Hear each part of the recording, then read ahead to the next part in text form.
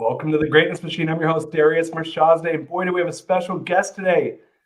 My sister, Natasha Miller, is in the house. What's up, Natasha? Hey, well, let's see what is up. So many things are up, but you can decide what up you want to talk about first. There's so many ups, so little time. We're gonna get after it here. So first of all, I just want to say this. So Natasha and I realized before the show, I was going through kind of our experiences in life, and we have all these like threads that have crossed one another. Mm-hmm. The biggest, I think, the most centric part of that being San Francisco, and we roll in some of the same circles. So I'm really excited to have you on the show to talk about so many cool things.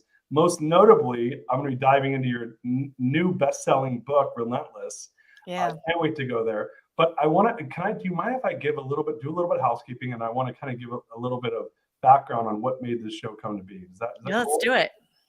All right. So for those of you that have not seen the show, The Greatness Machine, we are about two things: people who are living their passions and those who are creating greatness in the world, despite the odds. And Natasha is neither short of passion nor greatness, which is one of the reasons why I asked her to be on the show.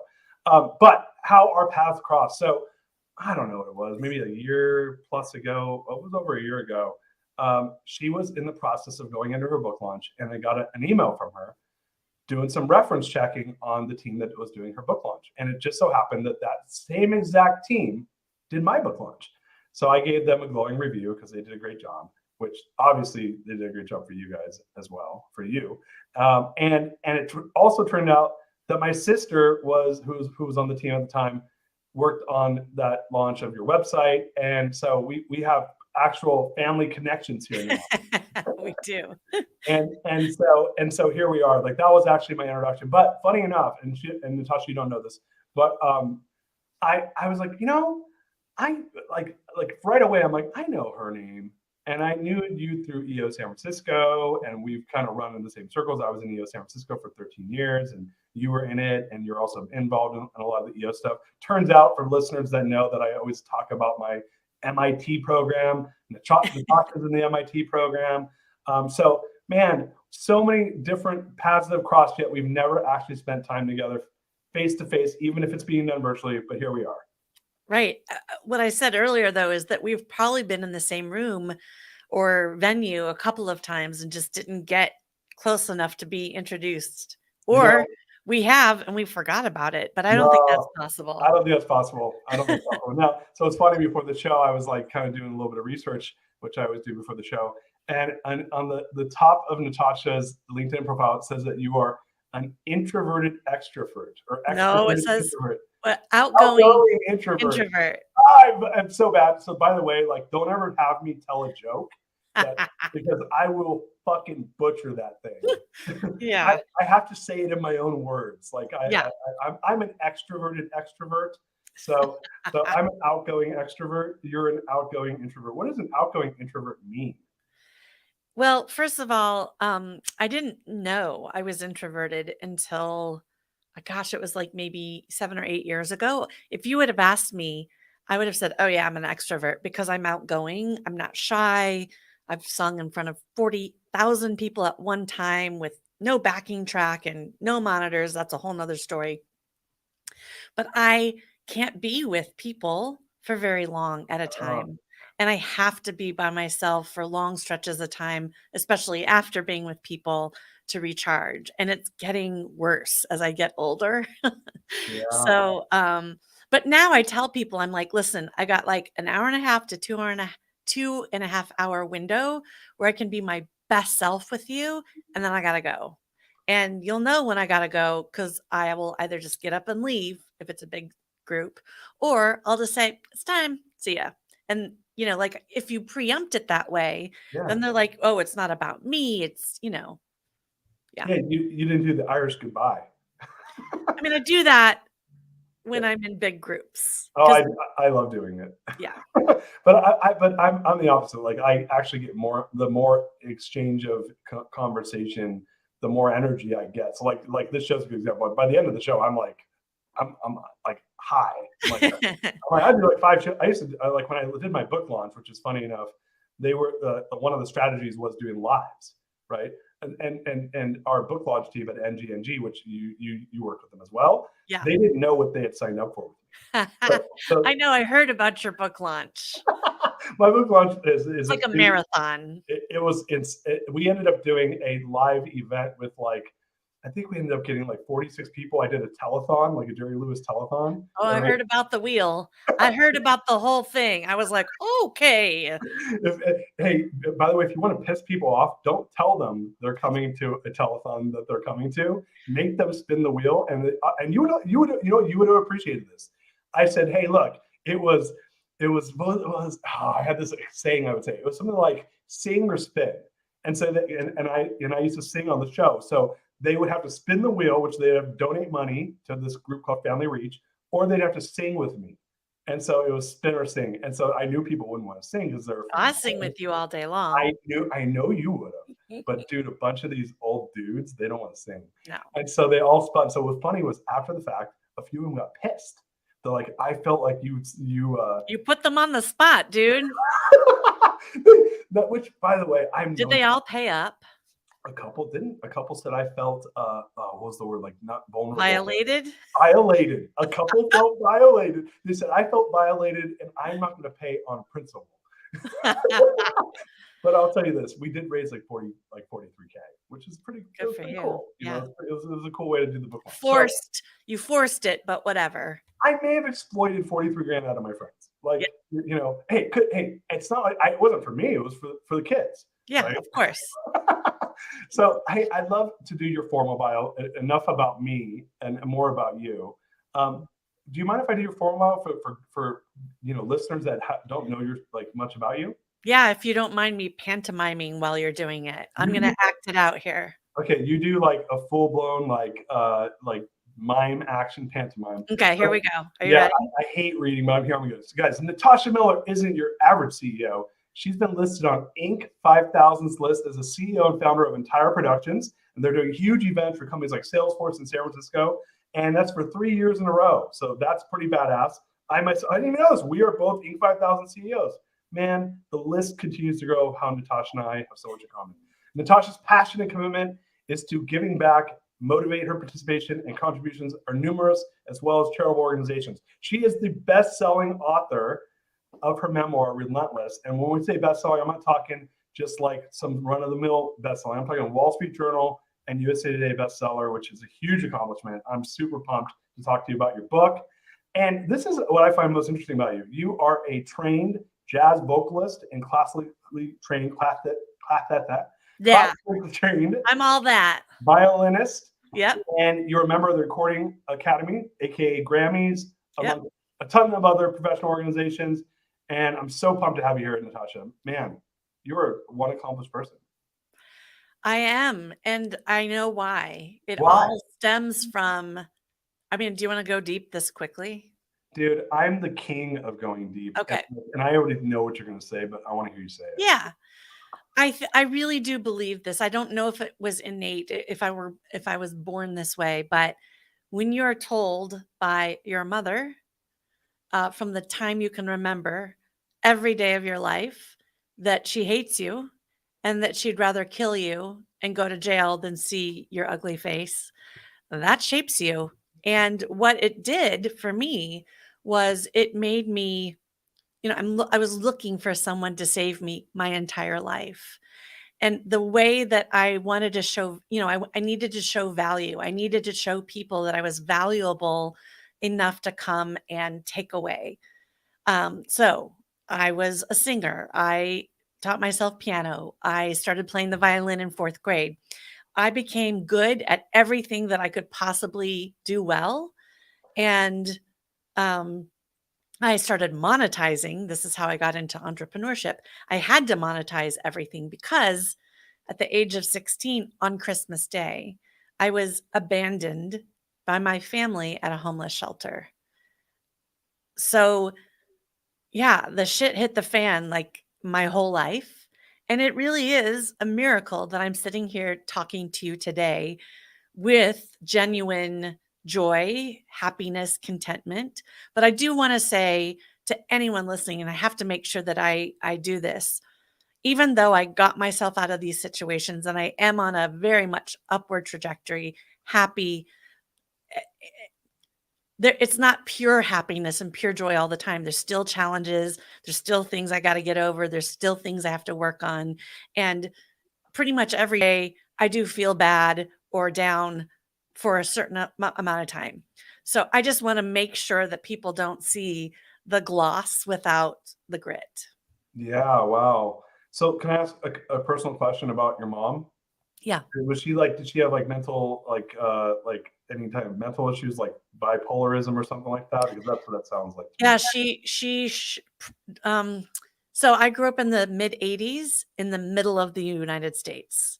Where, So what, what, getting what part? Des Moines, Iowa. Oh, wow. Okay. So you were, So, you were like in the sticks, well, okay, wait. Des in the Moines is a plains. big city. It's the insurance capital of the world, or the All right. country. Fair enough. I did not grow up on a farm in the middle of nowhere. I know I, everybody thinks that when I say I, Iowa, but I grew up in Orange County, so it's like, yeah, there wasn't an official diagnosis, but certainly um, there is a bipolar, very strong potential that that was her, challenge. And she didn't get the help she needed. And honestly, writing this book uncovered so many secrets and truths while I was writing it. But then after it was published, oh my God, the skeletons coming out of the closet are crazy. And so there are some explanations about why my mom was the way she was, not excuses, but explanations that I didn't know. I'm 51 years old and I'm just now learning some things that are mind-blowing. so what would you say if you were to characterize, like the learnings of the situation? So I guess first of all, you wrote the book. It's a memoir about your life. We went deep early in this, which is, hey, I grew up in a situation where I was trying to prove worthiness to my mother. Was your father around, or was It he out? really wasn't trying to prove worthiness to her. Of course, I wanted her to love me and stop treating me the way she did. And she really was more engaged with my two younger brothers. I Okay, wouldn't say she was a good mother to them, but she was more engaged and, with them. I was looking for outside help. I was not looking yeah, for okay. people to say, you know what? That Natasha Miller, she's an amazing violinist. What a special girl. She's being treated horribly. I'm going to get her out of there. I was looking for that. Got it. Okay, so yeah. Sorry, I didn't mean that you were from your mother, but like normally when kids, at least this is what I'm learning through a lot of my own work, which is like when kids become achievers, and they grow up in a traumatic environment, it's because they're trying to prove worth, Yeah, right? So absolutely. I don't know. Probably everyone kind of projects that differently, right? Yeah. But like in my case, it was like school, sports, like being class president. Like I'm Mhm. like I'm gonna prove worth, right? I'm Mhm. gonna win at everything, Mhm. right? Because then undeniably, if I'm the best, you can't say I'm not the best, right? Right? And that's why when you said it, I was like, oh, I know where we're going here, Yeah. because I have some of that stuff in my own life. And so was your father around, or was he? Yeah. And how did he, like? What was his role within all this? My dad was the most amazing father in like every way that you could think of, except for protecting me from her. Oh wow, And I didn't understand at the time. I couldn't see what was going on, right? But I would beg him to leave her, help me. And he just, he actually helped me fill in the holes when I started writing this book. I would ask him, what the hell happened? What was going on? Why did you let this happen? Because we have a very good relationship now. And he ended up saying, I was in shock proof denial and I had a huge capacity for alcohol. And honestly, I don't think he just didn't know what to do, yeah, it's tough. right? It's tough. Like I had a coach that we've talked about like hard things like this, different version of it, but his whole thing was like, what if that's the best your dad could do? Yeah, And I'm like, fuck that. I know. Like It that was wasn't the good best enough. he could do at the time, but he grew into such an amazing man. So the last half of my life, at least the last 25, 30 years, 30 years, uh, without saying, I'm going to double down and make up for this. He never said that. And Yeah. I don't know if that was his intention, but he just grew into such an incredible man and father and person. He did the work, Yeah. right? And that's important, right? It's like that's what we could control is we can't control what's happened, but we control how do we move forward from it. So let me ask you a question. So obviously we're jumping into the book, but you grew up in this environment with Mhm. a mom that was obviously, emotionally abusive, it sounds like, in an environment where at the age of 16 you were, left in a homeless shelter. During that time though, tell us about, music and the, Yeah, because that sounds like that became a saving grace for you. it really did. I think music, that was in my soul. That was something that was going to happen no matter what. And it created my life and it saved my life. And, we didn't have much money, or it didn't, I did, I don't know how much money we did or did not have, but it wasn't coming to us. Like, I wasn't getting anything that the other kids were getting in the neighborhood. And we grew up in a very modest place. So I didn't think that I would ever have access to violin lessons because they cost money and a violin is expensive. But my school had free violin lessons and gave out not rented, but free violins to check out. So I started classical violin lessons when I was in 4th grade. I landed in the youth symphony, which is high school youth symphony, in 6th grade. I was in the Wow. back of the second violins trying to play Beethoven's Fifth Symphony, which, I mean, was really not possible. But, Mhm. and then in 7th and 8th grade, my conductor saw something in me that was special. I might have been regarded somewhat like a prodigy, but again, this is Des Moines, Iowa. I don't think I would have stood up to anyone else that was really a prodigy, but she had me studying with a college professor at Drake University as a Wow. very young girl. And I remember skipping school to practice for hours to prepare for those lessons because the stakes were so high. Wow. And Then I ended up going on a full ride scholarship to college, where no one in my high school thought I would ever go to college because I didn't really go to high school that much because I was working full time at night to, fend for myself. So there was, my counselors actually said after they saw me after graduation, I did graduate from high school, barely. They said, "Wow, Natasha, we thought we'd find you dead in a gutter at some point." I was that's like, so "Oh, weird. great. But Thank you for that." how do they not know? Like they're just clueless about what's going on in your personal life and what you were doing? I think they saw that I had no parental guidance. I had my own apartment. I wasn't coming to school on a regular basis because why would I? It wasn't a priority. I went for art lessons and string quartet and, symphony, but all the other subjects, like what did what did I need to do that for? I didn't see Right. the value in that. Plus, I was tired. You work until 10, 11, and then now I'm an adult at 16. And what do after you work at a restaurant, after your shift ends? You fill in the blanks. You go out. Yeah, I was gonna say you go party. Yeah. So we'd go across the street to a bar and listen to music, and everyone would be having cosmopolitans and appletinis. And I would order one too. And like, I didn't really like alcohol. I still don't, but I kind of sipped on it and played the part. Yeah. So you did so it sounds like music again was your salvation. Um how did I'd love to hear how that progressed and how that led you into becoming an entrepreneur. Yeah, I never thought I would be an entrepreneur or a business person. That was not in the trajectory. I just thought I would be a performing artist. If you were to say like what? I think, being on stage like Bonnie Raitt or Sheryl Crow was like, because I'm a singer-songwriter, also a jazz vocalist.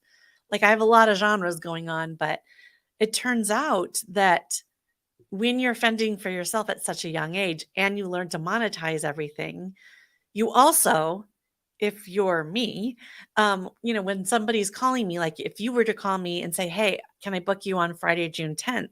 And I already had a gig booked, most musicians would say, "Yeah, I'm sorry, I'm booked." Click. But I would say, you know what? I'm booked on that night with my group, but I'm going to bring in a group that's as good as I am, similar to me, probably better, and manage them.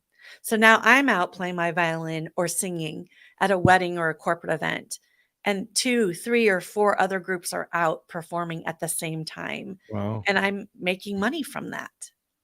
Wow. So you were like almost like a booking agent for these Yeah, different performers. at a And, very early age. yeah, I was gonna say, how old were you? I mean, I did my first professional gig at 15, but I was probably 19. I remember hiring my college professors and calling the symphony office and booking musicians from there. And they thought it was really cute and very cool at first. Then they didn't love that their student was pulling the puppet strings. Oh yeah, you're like, hey, you didn't give me a C for this, and I have 3 more bookings. You sure you want them? Doesn't look like you're really interested in my bookings. If all you can muster up is a C for me when I deserve an A. Um, Yeah, that so I is did that, without a business license and without, anything formal.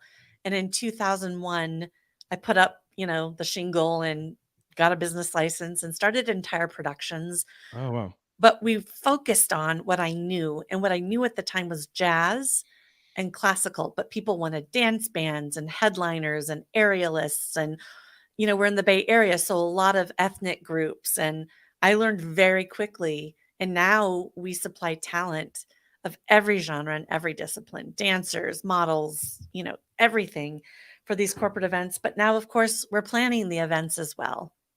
So you at what point did you make your way from Des Moines to or the Midwest? But because that's a pretty big leap, right? Like going Yeah. from homeless, Yeah. like hustler. Yeah, Mhm. do you know who Kat Hoke is? You familiar with her? Oh, I know who she is. Yeah. I haven't done her programs or gone to the prisons with her, but yeah, I know.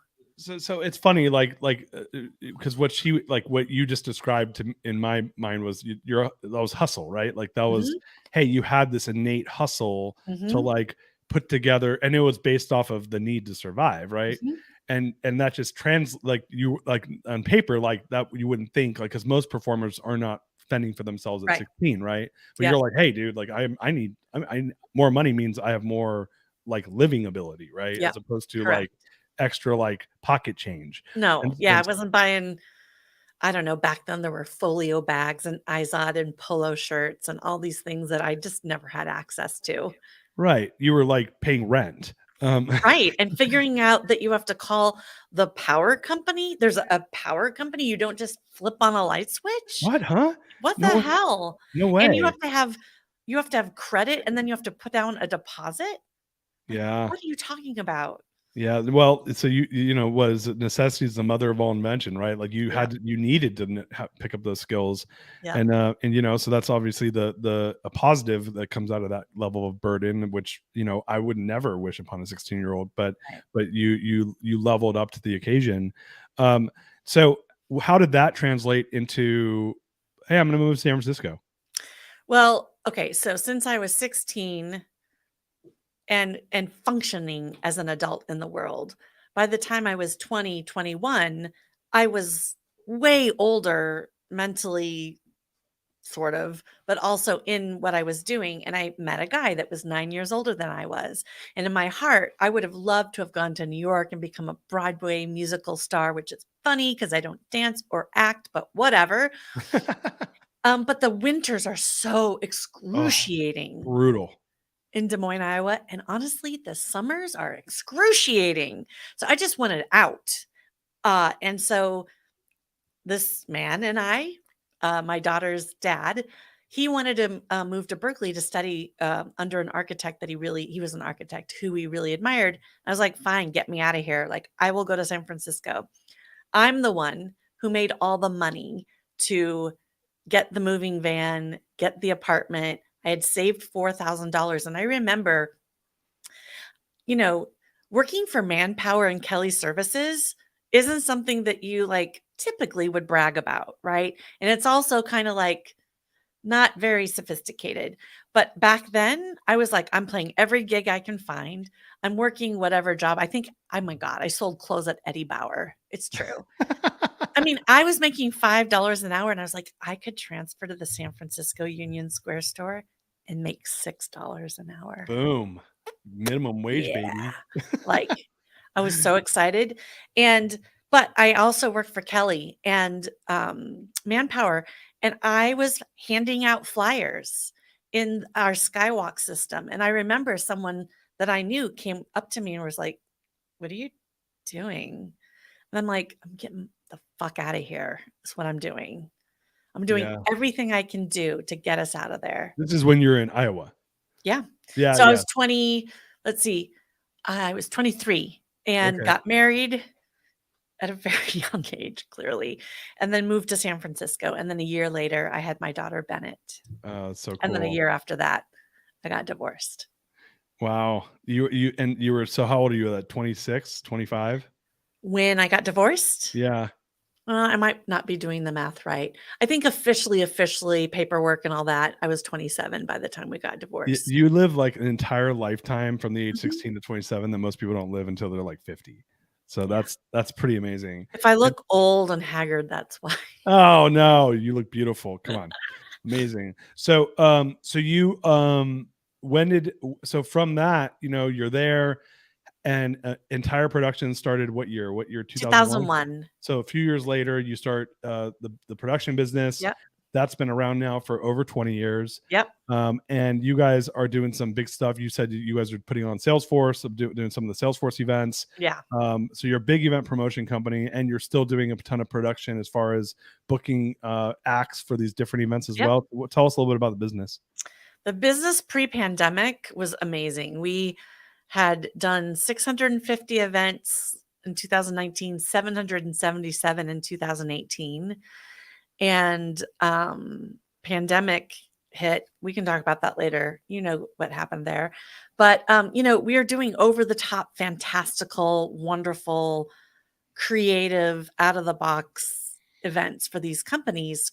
We're not doing meetings or trade shows or conferences, right? That's not our jam. We're like, Right.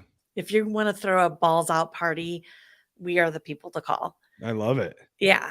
So, I mean, if you look at our website, just the photos alone on your first like 3 seconds, you'll be able to see, the intensity, the boldness of what we get to do here in the San Francisco Bay Area, which pretty much anything goes. Like I can have half naked people running around at a corporate event. Half? I mean, like Yeah, I meant full. certain little bits covered, but like full body painted. Yeah. Anyway, it's great.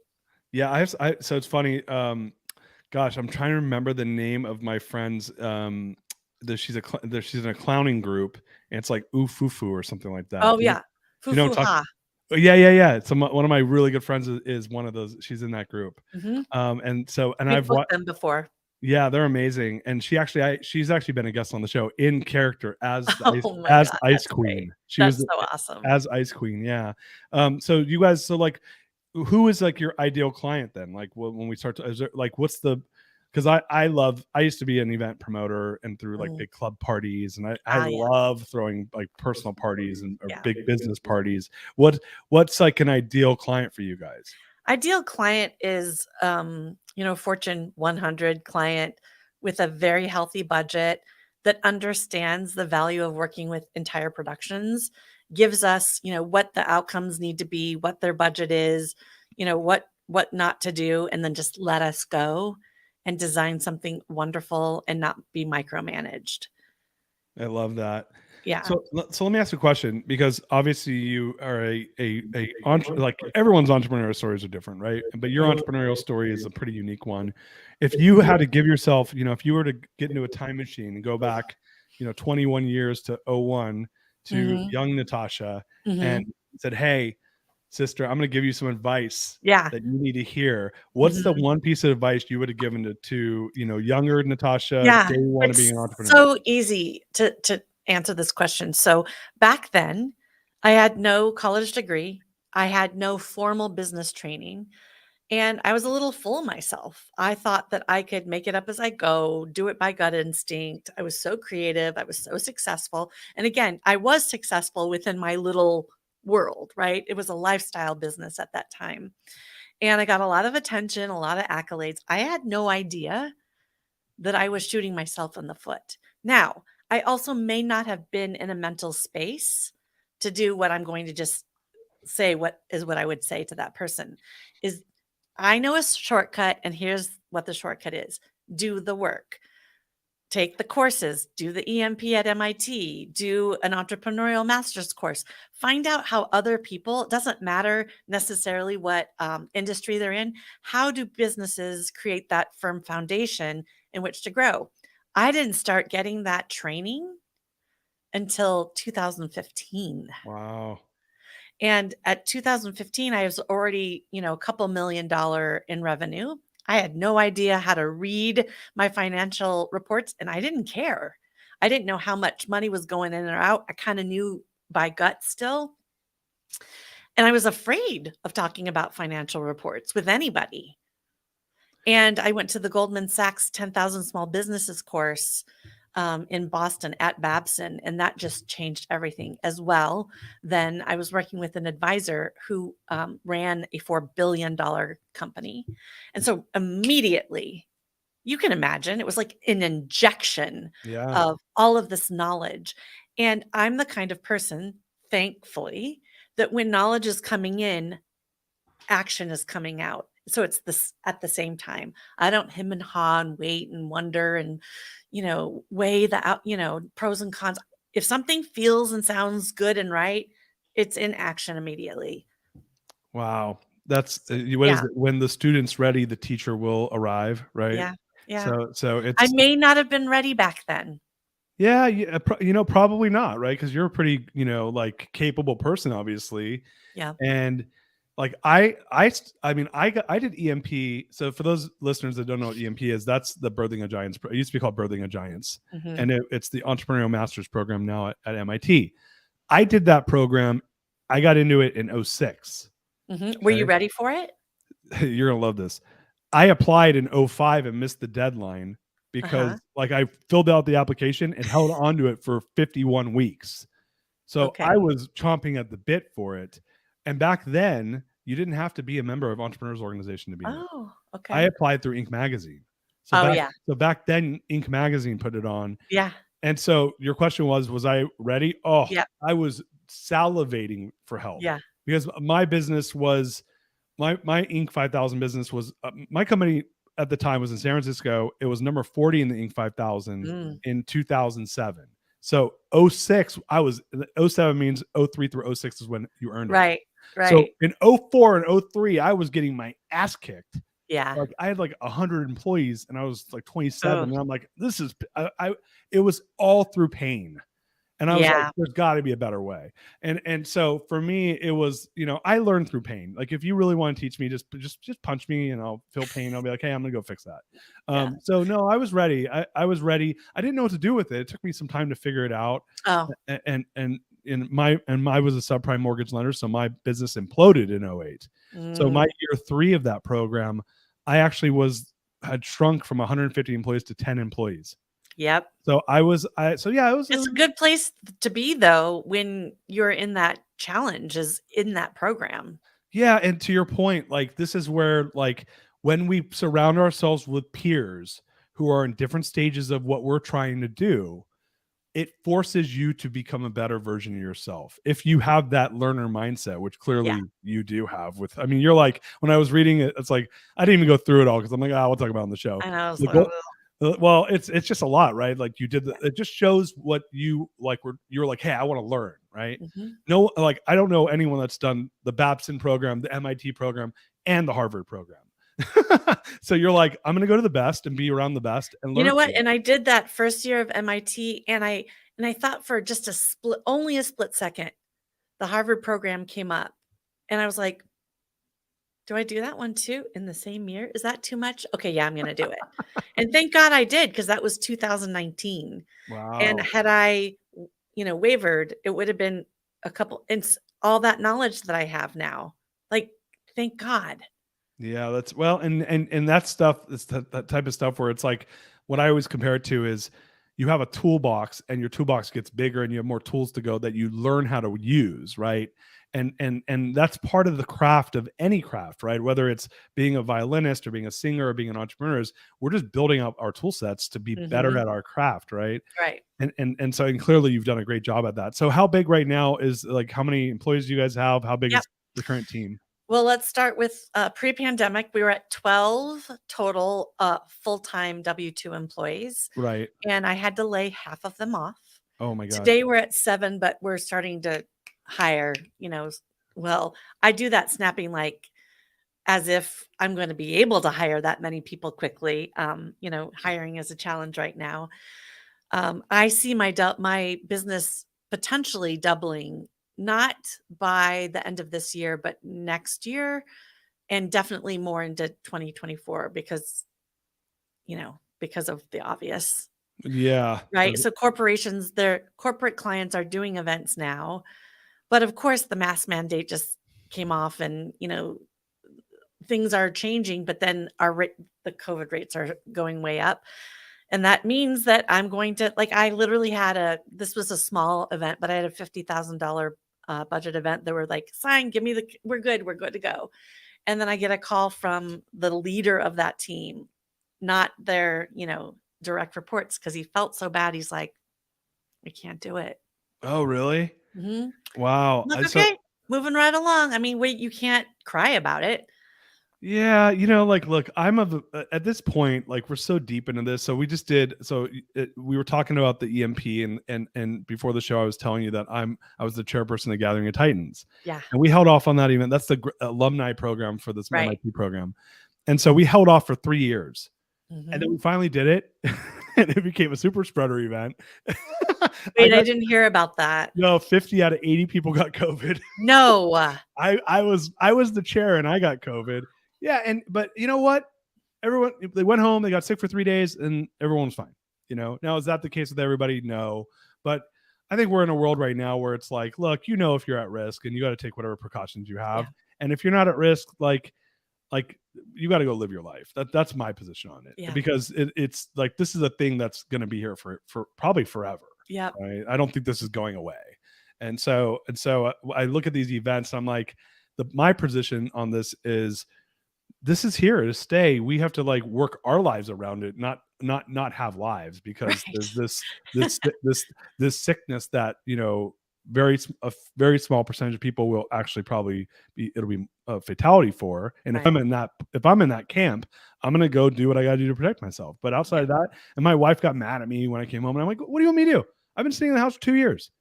I said, look, I got sick. You can't keep an extrovert down for that long. No, the fact that I even do stuff out of my house drives me crazy. So enough about moi. Let me talk about myself. I'm an extrovert. I'll do it all day long. So let's fast forward to the book. Like, look, you've had an amazing career in business. You've built an amazing business, and it came out of such an unusual background of music, and especially, like, classically trained violinist, jag vocalist, singing in front of 40,000 people, Yeah. to running a business. I saw how that happened. What made you say, like, man, I'm going to write about this crazy life I've had? So no one knew about any of the stuff about my backstory.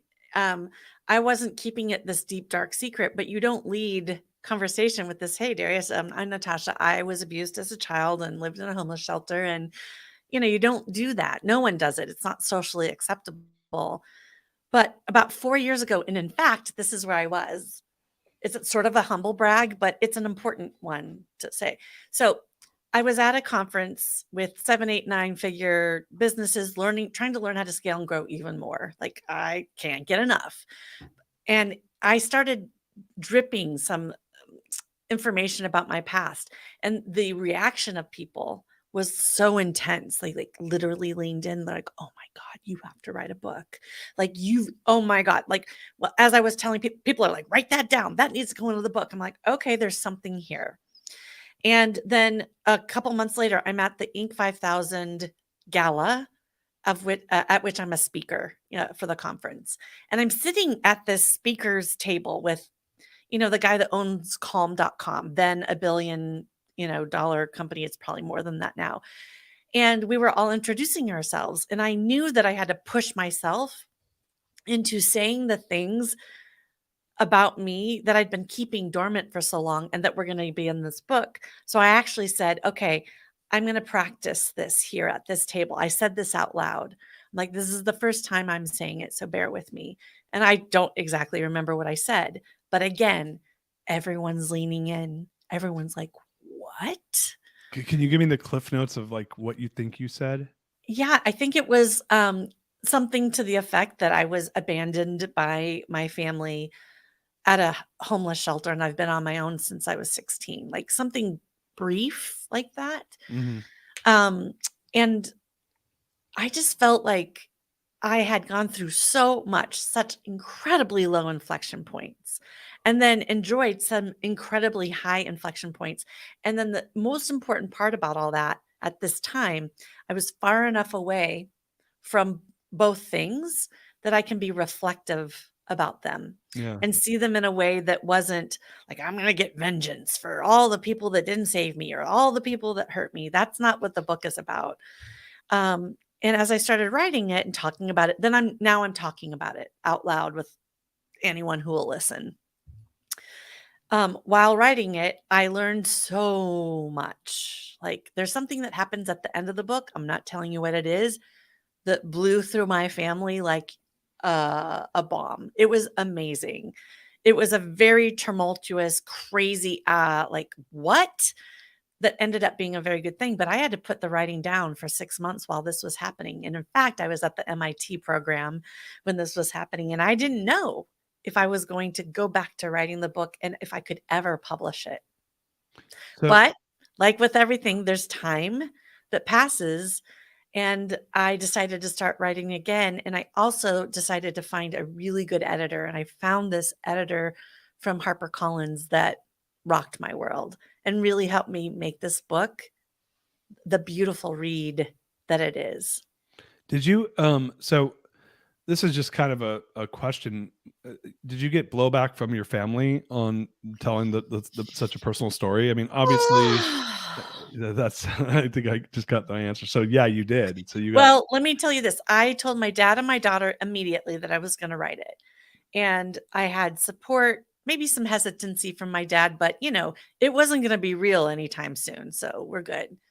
But I was scared to tell my brothers because I knew that they would be like, don't put our disgustingly, dirty laundry out in front of any, I figured they'd be really protective of their own part of the story. And the one brother that is a little more buttoned up and corporate minded and, kind of, he was the one, he literally physically pointed at me when I divulged this. This is 4 or 5 months after I started writing. And he goes, it all happened. You write it. oh And I'm like, yeah. okay, shit. Yeah. So like, I feel like, I'm giving him voice to what happened.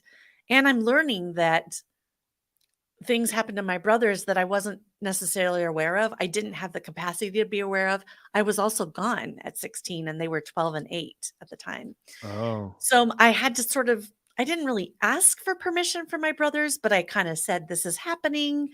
And the other brother was like, yeah, well, if they're in your journals, because I've been journaling since I was 10, why do you have to publish a book? So Mhm. that was kind of a, please Right. don't do it. Yeah, because he was yeah. Yeah. So I didn't, it didn't ask my mom for permission. That would have not worked. And honestly, a lot of the people's names I did change in the book. Some of them I asked for permission, and only one that I asked for the permission said, yeah, you should probably change my name for like your benefit, but in mine as well. And then there's some people that are like, use my name. So were these like friends and family members essentially that Mhm. you were saying, hey, and so you Also a business advisor. oh, So, okay. the person that I was referring to before, he works for a giant company. And if you are running a $4 billion company, you got some challenges. Yeah, And you got a bunch of stakeholders that yeah, don't necessarily want to get affected by your contribution to someone else's story, yeah, right? right. So, there's been some words. I have not heard from my mother. I did hear that she bought the book and started to read it and put it down.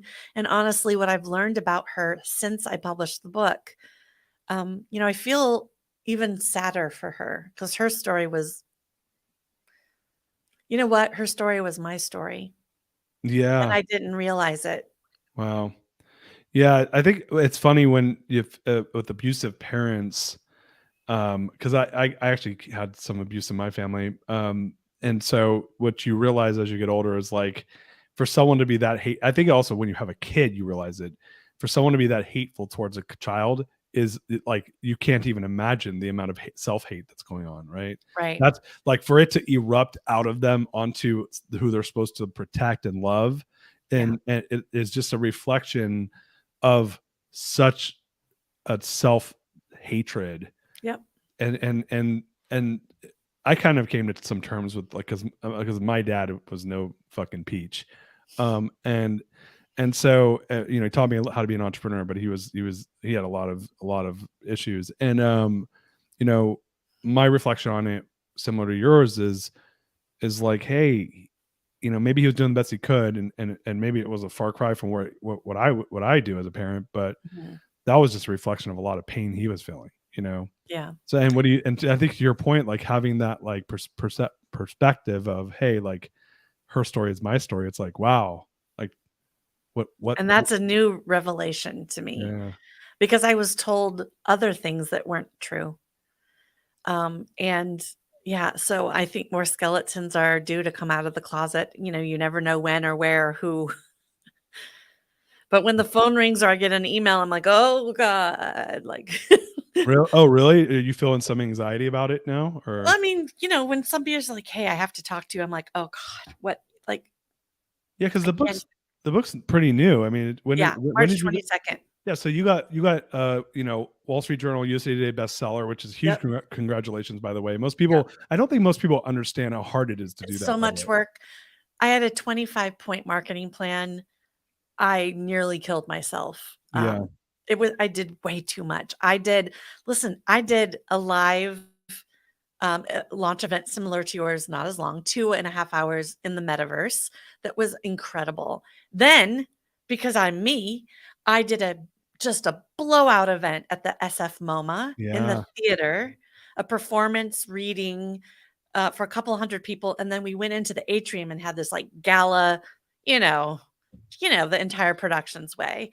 But that's just that. And I count those two things as one thing, is the events, 25 other things. And the one thing that I dropped, thank God I did, because my audience wasn't ready. And honestly, I wasn't either. And this would have put me in the grave. I was going to do an NFT launch for the book. Wow. And I may do that in the future. I'm interested in that space, but God save me. I'm so glad that I recognized that needed to be wiped off the slate.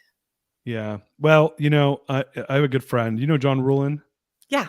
Yeah. So John says a book launch is a 5-year process. Right. And so like, you're just, you're like a few weeks in, and I am.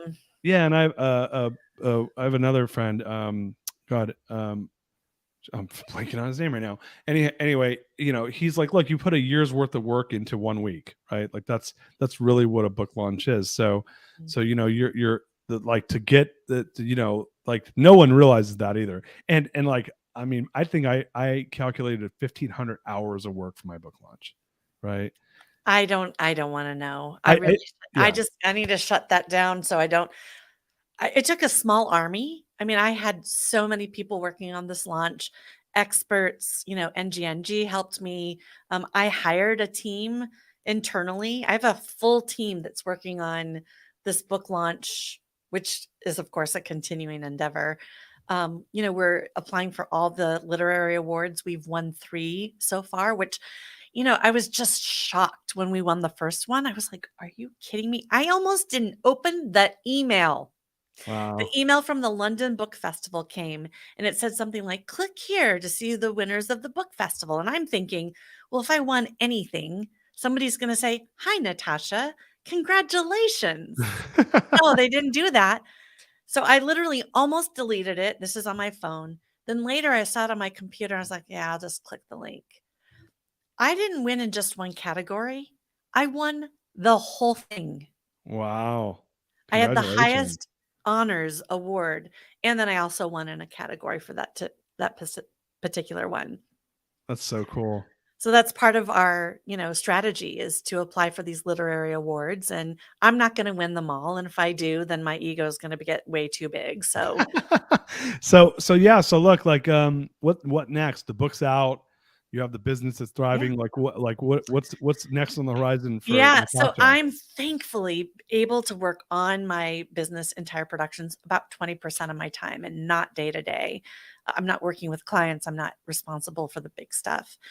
And I'm building some other things that are definitely more of a heart centered, like not that the music and the entertainment, that of course is my baby, right? But I'm teaching now, which I can't wait to do, entrepreneurs to write their own story, their memoir, figure out what their publishing path should be for them and how to market it. And of course, market it to bestseller if that's important to you. Right. But there's so many other things. So I'm teaching this course. I love to help entrepreneurs figure out how to scale and grow. And I'm very system and process oriented. And this was actually before all of the learnings I had with Goldman Sachs and MIT and Harvard. There's something that I did that was miraculous. I created a system that runs my entire company within Salesforce, not because I wanted to scale and grow, but because of the inefficiency that we were doing before with double, triple, quadruple and entry. And then we automated everything that was low touch or repeatable. And this isn't because I'm a genius. This was because I was annoyed. Yeah. And now Salesforce has turned around and said, listen, you use our software in a way that we didn't mean for it to be used. Like, you're going to break it. Eventually, this thing that you want to do is not going to work. And they're like, you use it in a much more sophisticated way than we do. And I was like, well, I'm going to make it work. I know how. Here's the, wraparound. And, they had me speak at Dreamforce, their 200,000 person event. Wow. Because I became their small business evangelist because, of course, I'm out there saying, look at us, look at what we did. But we did it with Salesforce. So. Right. That's so Yeah. cool. So for people that want to connect with you, after listening to the show, what's the best way for them to connect? How do they get the book? Give us all the rundown.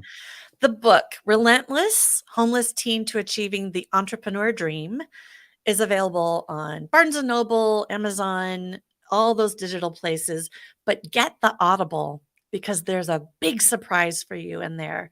And I could tell you what it is, and you could probably guess what it is, but you won't understand the depth of how cool it is until you check it out. Right. And then my website is officialnatashamiller.com. So let me ask a question. Did you read your own book? Hell yes. I screwed that up, but good for you. And I'm so excited to figure out what the surprise is. So you guys heard it here. Check out the book, Relentless.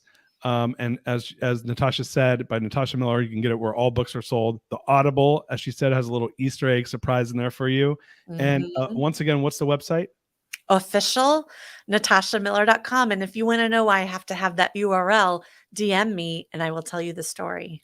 All right, guys, listen, Natasha, so much gratitude for having you on the Greatness Machine. Finally, I'm so happy after our paths crossing all this time that we finally actually spent some time together. We need to meet in person now in real life. Let's do it. IRL, baby. Yeah. Man, everyone, thank you so much for listening to the show. Check us out. We got many more great shows coming, but yeah, go support Natasha, buy the book, and let's check out some Easter eggs. Everyone, hope you make it a great day. Peace out. We love you.